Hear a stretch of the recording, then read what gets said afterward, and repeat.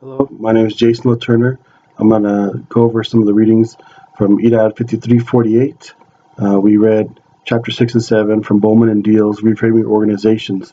Now, some of the key points from this reading is finding a right fit. They talk about when a fit is poor, people feel exploited or they exploit the organization. In the terms of how it relates to education and education administration is, in my mind, when a teacher becomes complacent or they start making excuses for poor student performance. A lot of times they deflect and place the blame on students, and I think that's a big red flag when you hear teachers start blaming students for either poor classroom management or for lack of improvement academically. So I think it's really important that as an administrator, you are aware of trying to encourage your staff to further their education and also seek help if they're unsure about an educational concept or something such as classroom management. Ask somebody else and get the support they need to make improvements. Another point that was discussed in the Bowman and Deal had to do with HR, developing a strategy and hiring the right people, rewarding them well, providing quality professional development, allowing autonomy to redesign work and work as teams to make decisions, and hire people from diverse backgrounds. So there's a lot of information to go over in that chapter, but I really want to focus in on diversity, because Bowman and Deal make a case for diversity, and it's based also on the idea that we have a diverse society, and so you really want people from different backgrounds as a member of your organization and a member of your teaching staff. That also helps to give the students diverse perspectives when teaching academic concepts, things like that. So it's really important that we do have a diverse staff so that we can present that to our students, and also to present a diverse set of ideas and different cultural thinking as part of our academic arena.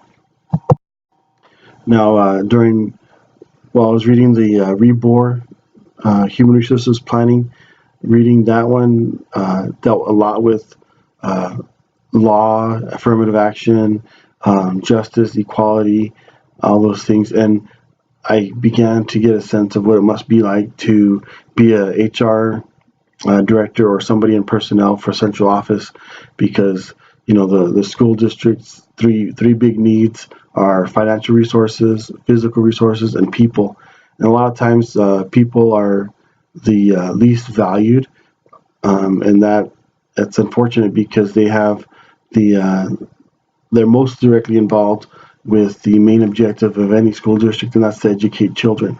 So, as a human resources director, you would be responsible for developing HR inventories, which, to me is, seeing you're checking out your staff and seeing what qualifications they have, what certifications they have, how many years they've been teaching, and finding the right personnel to fulfill your academic needs. Also, developing a 5-year enrollment projection, which is very tricky because if there's, for example, a new housing development or a new apartment complex, and you may see an increase in enrollment in that area, whereas in another school area you may have an aging community, so you'll have a declining enrollment, and of course you'll have to see that pattern before you accept it as a norm. And then also developing a district objectives based on changing needs, and developing a human resources forecast. I think those kind of go hand in hand because you want, for example, if you're going to hire staff for an early college high school or maybe even a health magnet or whatever kind of leadership academy, whatever project you have set forth as an objective for the district, then you want to have the right personnel in place.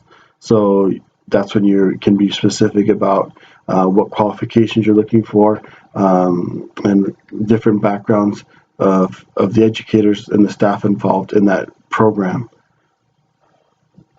And then also, there's a lot of information in this reading about justice, fairness, and equality. Affirmative action.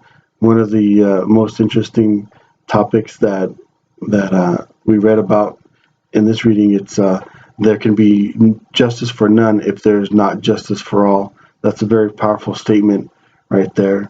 And this also talked about how affirmative action is not just a concept. It's really a detailed, result-oriented program, which will result in compliance with equal opportunity clauses found in most legislation and education executive orders.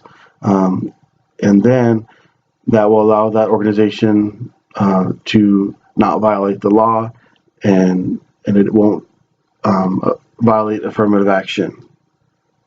And of course, we want to also make sure we're aware of several laws, such as the EEOC, Equal Employment Opportunity Commission, which was established by Title VII of the 1964 Civil Rights Act to investigate discrimination based on race, color, religion, sex, or national origin. So it's really important that as an administrator or anybody involved in the hiring process, that we treat people with fairness, respect, and equality at all times. Now, going on, I'm gonna reference now the Sarah Clark reading, "The Plight of the Novice Teacher." For me, I think there's too much pressure placed on the first year teacher to be successful.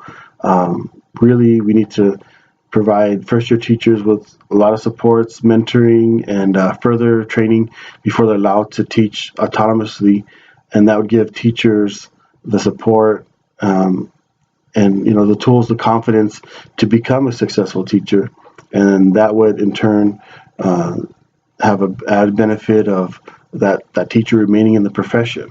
So, as an educational leader, I'd like to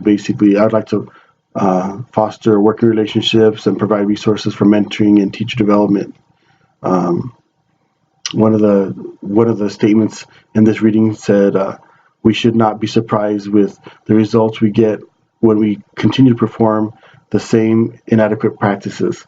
So, if we don't provide teacher training, especially in the initial years, as to a novice teacher specifically, then it'll be very difficult for that teacher to be successful. They'll get they will not be confident, and they'll end up dropping out of the profession. And that's really what we would, if the supports are in place, we can avoid all that. It's not, and it's also another point made is that novice teachers are they're assigned to most challenging students and most difficult courses, and we need to allow teachers to collaborate by observing lessons and teaching demonstrations, discussions among colleagues, and getting feedback with critique. Those are some of the most beneficial supports that we can offer to novice teachers. I'd like to go over 5 points that I think that would be beneficial to any future administrator based on these readings. Number one, when hiring, make sure it's a good fit for both the organization and the candidate. Make sure they follow along in your value system, your beliefs. And to me, a good fit is when an employee finds satisfaction in their work and the organization gets the talent that is needed to succeed. So it's a win-win. Both parties benefit from the relationship. Also, number two, I'd like to provide meaningful professional development. And by that I mean content specific. For example, in our district, we have a job alike, and I think that's the most beneficial to everybody, because we get to talk about our content specifically and how we can improve our instruction for our students. Also, number 3, we need to value teachers. They're the ones most directly involved in the success of any school district. I think a lot of times that is not in the forefront of everybody's mind.